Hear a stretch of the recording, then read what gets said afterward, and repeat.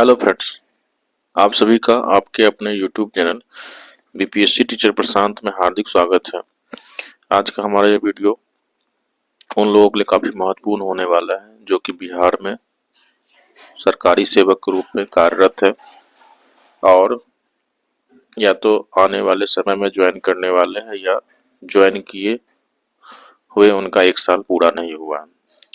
तो वैसे लोगों के लिए काफ़ी महत्वपूर्ण सूचना लेकर आया हूँ, क्योंकि अब उन लोगों का प्रोबेशन पीरियड 1 वर्षों का हो चुका है। पहले ये 2 वर्ष था, अब 1 वर्ष हो गया। चलिए वीडियो स्टार्ट करते हैं। सबसे पहले तो ये आपका 5 फरवरी 2025 का नोटिफिकेशन है, जो कि 5 फरवरी से ही लागू हो चुका है। देखिए, इसका लिख दिया है संपूर्ण बिहार में राज्य में होगा, प्रवृत्ति जो होगा ये तुरंत हो जाएगा, मतलब कि 5 जनवरी से ही ये लागू हो चुका है। परीक्षा अवधि जो है, जो आयोग के अनुशंसा पर सीधी भर्ती नियुक्त सरकारी से 1 वर्ष तक परीक्षा अवधि पर होंगे, मतलब कि अब इनका प्रोबेशन पीरियड 1 वर्षों का हो गया है। अगर संतोषजनक नहीं रहता है तब जाकर ही 1 वर्ष और बढ़ाया जा सकता है। अगर उस अवधि में भी आपका संतोषजनक नहीं रहा तो आपका सेवा समाप्त किया जा सकता है। प्रोबेशन पीरियड एक तरह से कह सकते हैं कि खतरनाक भी होता है, क्योंकि यही जो है आपका नौकरी या तो छीन सकता है या नौकरी को बचा सकता है। तो पहले 2 साल तक आप खतरे में थे, अब 1 साल तक ही खतरे में। वैसे मोटा मोटी कोई भी ऐसे नहीं होंगे जो कि सरकारी सेवक रहते हुए पद का दुरुपयोग करते हैं। तो किसी का भी नौकरी वैसे जाता नहीं है, लेकिन फिर भी आपके सेफ्टी के लिए, सरकार की भी सेफ्टी के लिए भी ये बनाया गया है। आपकी नौकरी जो है अनुकंपा के आधार पे हो, मेधावी खिलाड़ी के आधार पे हो या सीधी भर्ती के आधार पे हो, तो भी आपका परीक्षा अवधि 1 वर्ष ही होगा। बाकी तो सेम ही है।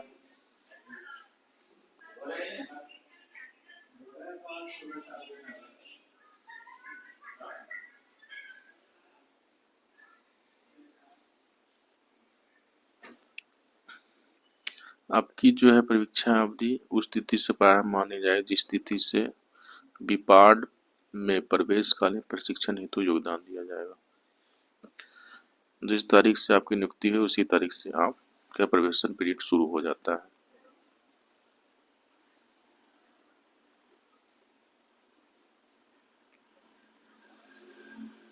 और अगर अनुकंपा मेधावी खिलाड़ी की बात है तो वो योगदान की तिथि से ही प्रारंभ हो जाती है, लेकिन उनको अभी विपाट से प्रवेशकालीन प्रशिक्षण सत्र में सम्मिलित करना होगा।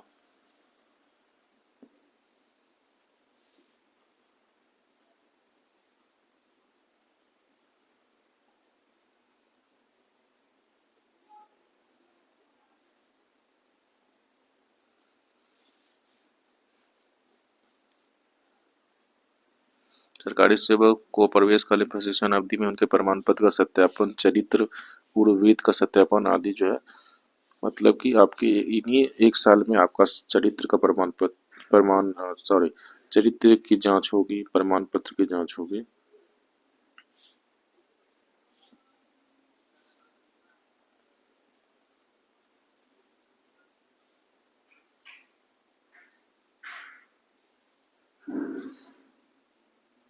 तो हम लोग जानेंगे कि इसमें जो है आपका सेवा संपुष्टि तो 1 साल के बाद ही आपका हो जाएगा, क्योंकि 1 साल का प्रोबेशन पीरियड है। और वरीयता का निर्धारण किस प्रकार से होगा, तो सीधी भर्ती से नियुक्त जिनका भी है निम्न अपेक्षा पूरी कर उपरांत संपुष्ट की जाएगी। पहला है कि प्रवेशकालीन प्रशिक्षण के सभी चरण को सफलतापूर्वक पूरा किए, उसके बाद इन चरणों में संबंधित प्रशिक्षण स्थान में यथा निर्धारित परीक्षा असाइनमेंट पूरा करना सम्मिलित है।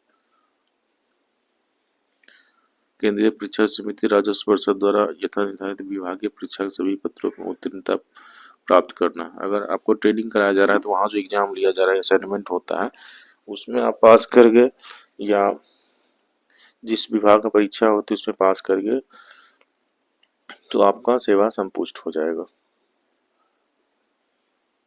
अब सबसे बड़ा चीज़ है कि पहले वरीयता का निर्धारण के लिए कोई भी नोटिफिकेशन नहीं था, लेकिन अब हो गया है।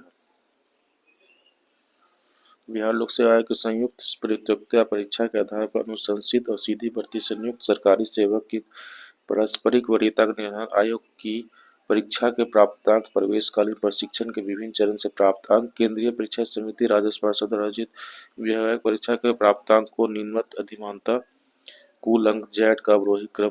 अब देखिए आपका यही है जो मुख्य रूप से है आपका वरीयता के इस प्रकार से होगा। तो सबसे पहले आयोग की प्रतियोगिता परीक्षा में आपका कुल अंक क्या है, कुल निर्धारित अंक क्या है, आपने क्या प्राप्त किया वही है आपका अंक। अगर मान लीजिए कि आपको 100 में 80 नंबर आया तो उसका जो है 66% निकाला जाएगा। मैक्सिमम जो है 66 मार्क्स जो है आपका आपके पिछले जो एग्जाम पास करके आ रहे हैं उसका 66 मार्क्स है। मतलब कि जो 100 में 100 नंबर ले आते हैं अपने एग्जाम में लाए होंगे और ज्वाइन किए होंगे उनका 66 नंबर ऐसे हो गया। फिर प्रवेशकालीन प्रशिक्षण का आपको 4 चरण दिया हुआ है। प्रथम चरण, द्वितीय चरण, तृतीय चरण, चतुर्थ चरण और सभी का पॉइंट जो है 6-6-6 है। 6 चौक 24 आपका यहाँ पर है। उसमें भी आपका कितना नंबर आ रहा है उसके आधार पर विभागीय परीक्षा होगी आपका जो कि 10% या 10 मार्क्स का है। इस तरह से आपका 100% में कितना आ रहा है उस आधार पर आपका जो है वरीयता होगा।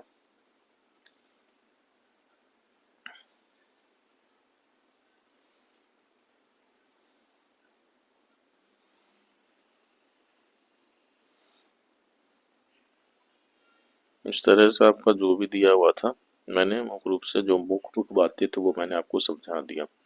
अब हम लोग बात करेंगे किन पर यह नियम लागू नहीं होगा, किन पर यह प्रोबेशन पीरियड लागू नहीं होगा।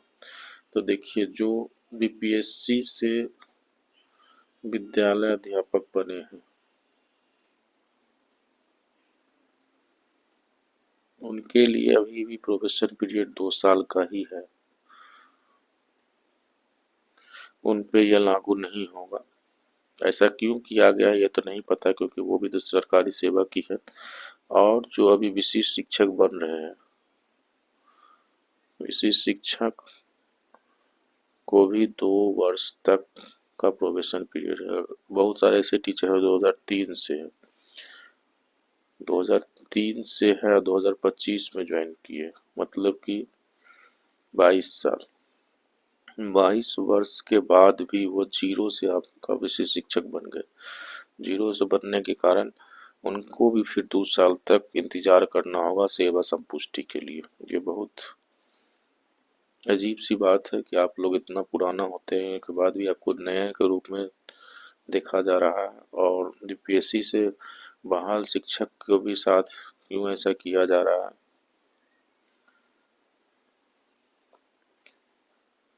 बीपीएससी टीआरई 1, 2 और अभी 3 ज्वाइन करेंगे तो सभी को फिर से जो है 1 का तो अभी 1 साल हो गया है, 1.5 साल 1 साल हो गया है, इनका भी 1 साल हो जाएगा।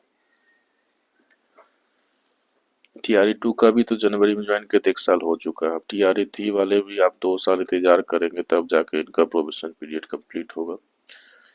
तो ये कैसी नीति है पता नहीं। सरकारी सेवक तो वो भी है, अब इसी शिक्षक भी सरकारी सेवक बन गए जिससे ही वो ज्वाइन करते हैं,